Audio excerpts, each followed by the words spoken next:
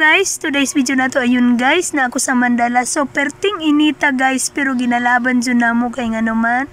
Nag-visit mi sa among mga tissue culture nga banana guys, saging. Ayun, so kauban akong mga DTI guys.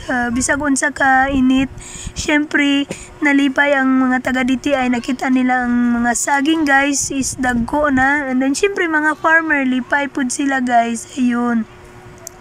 So, ara guys, bisag unsa jud kalisod ang agianan guys, ginabisit jud namo ara guys. So, salamat mga farmer. Ayun, paguli namo guys, ayun akong bayaw guys. Ayun, gitagaan mi og saging, maginunggoy sa daw mi guys kay gutom kaayo guys kay murag 12 noon na siya guys. So, salamat. Bye. Thank you for watching guys. Thank you. Bye.